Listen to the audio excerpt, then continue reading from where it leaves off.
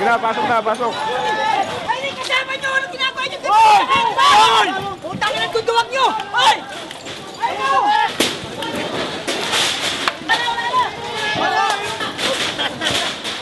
Sakit sa ilong yan. Loy!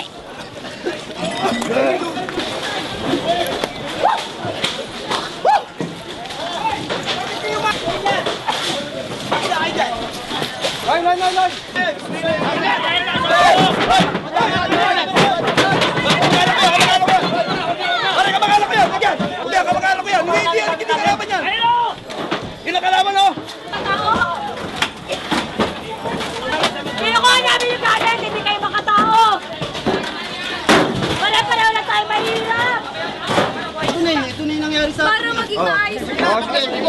Tama na! Bakit mo mamalo kay sir? Tama na! Tangina nyo! Labas!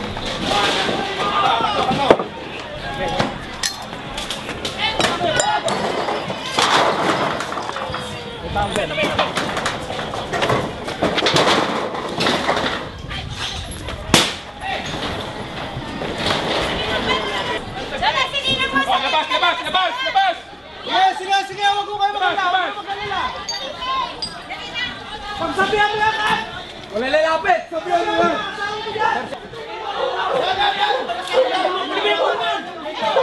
Kung hindi kayo kasali, malis kayo dyan! Sige! Ayaw mo! Ano? Sige!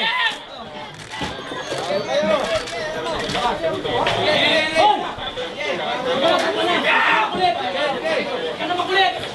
Palasin ang bayan! Palasin ang bayan! Taga rito! Taga rito ako!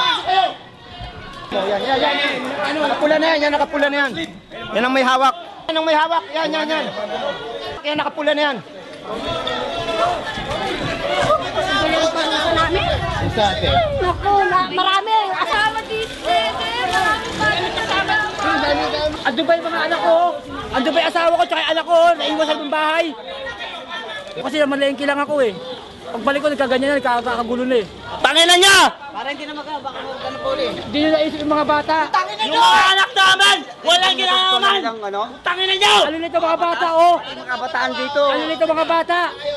May mga sakit pa. Masaya na kayo! Ha? Tingnan nyo ginawa niyo sa mga bata! Ano? Masaya na kayo! Hoy, Gia! Putangin na mo! Tingnan mo ang mga bata ginawa mo! Tangin na nyo! Mabuhaya kayo! Mga wala kayong puso! Utangin na yan, puro bulsa nyo lang iniintindi nyo, tsaka mga tiyan nyo lumalaki! Pare, ibang klase yan. Pati kami dinamay. Damay! Ano lang po, 5. 5 buwan lang po. Mga matatanda!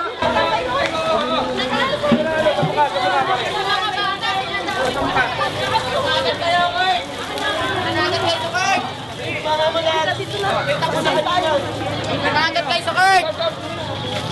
Hilamos! Lagyan mo yung mukha!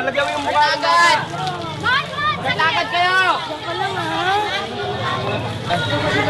May mga bata rito. Tinitigas kami kahit hindi kami kasama! Tangina nila. Tangina nila! Wala silang awa.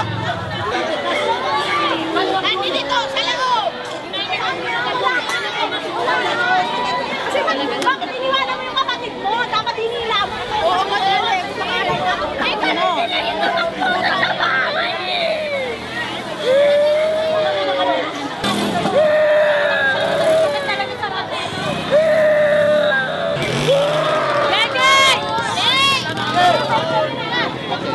Yung baby ko, hindi naman ay matay. Hindi na sinasama sa bahay namin kuya eh. Pero kasama ba yung bahay niyo sa Biginalis talaga? Hindi po, kaya lang talagang dinadamay nila eh. Hindi hinahanap ko yung baby ko, hindi ko makita eh. Kaya baka tao ba itong ginagawa sa akin?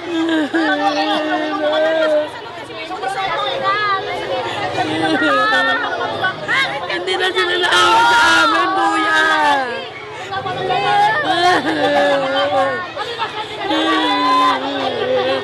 Nasaan yung mga mahihirap dyan? Ginagamit lang sa politika. Hirap, magpakita ka dito sa amin. Para maramdaman mo kung ano yung hirap. Sinasabi nyo na makamahirap kayo. Pagkatapos ngayon, tingnan mo yung mga bata. Tingnan mo yung mga nakiiyakan. Malintik lang. Sakit sa mata, masakit sa dibdib. Halos mano na ako eh. Halos bumagsak na eh. Sobrang ano ng epekto ng teargas. Yung mga bata doon, marami na hinimatay. Doon sa Waray mismo, tinirgas eh. Nakakaawa. Tingnan mo lang kung makatao itong ginagawa. Tingnan mo mga bata, puros nag-iiyakan. Pambihira. Ngayon lang namin naranasan ito. Wala na siguro katumbas ito. Wala nang papalit pa. Wala na papalit sa administrasyong ito. Sobra. Ano katagal na kayo rito? 27 years. Awarded na ito. Presidential Decree 164 by Cory Aquino. Pero nung manalo si Irap, binawi niya. Dahil mayroon siya pansariling interes. Ito ngayon, tingnan mo ang nangyari sa mahirap na kanya. Ginagamit palagi sa eleksyon na Irap para sa mahirap. Nasaan ngayon? Pakita ka dito sa amin. Kayo sa amin. Parang away naman. Presidente Pinoy. Pakiusapan niyo po si Ma'am Gia. Nakikiusap po ako. Pwede naman ba ito makuha sa magandang usapan? Huwag naman po sa ganitong marasa. Ano. Parang away niyo na po.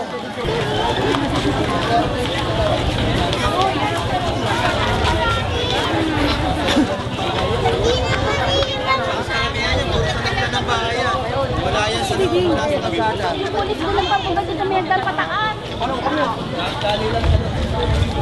May namama to, may namama to. May naninirador. Iodi. Baka daw pumutok. Mamaya, may ano tayo. Kawawa naman ang pulis tayo eh. Bukol-bukol na nga kami doon, oh. Bukol-bukol na nga kami doon. Palagpat.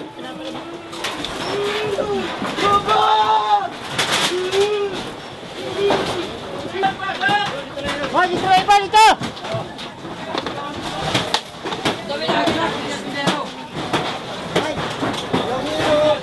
Excuse me po. Ano yung gamit?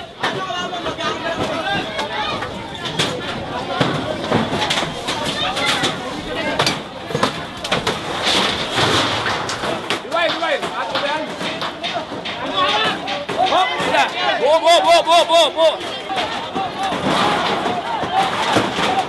Ang daming buti, sir. Bumagsak dito sa namin. Dito. Ang laki ng bumagsak sa likod namin eh. Yung bato na malaki, bumagsak dito sa shield ko. Natakot ako. Na-injured ba kayo?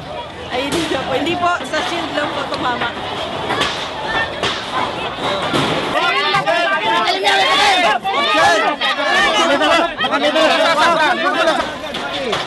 Sasa mo! Oh, sasa mo! Buti na naiinig ako!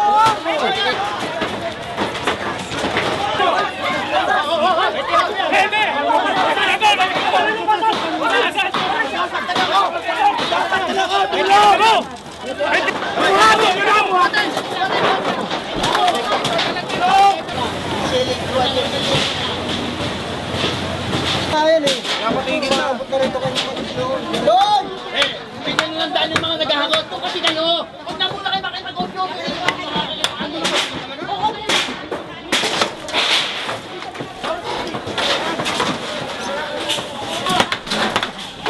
Excuse me.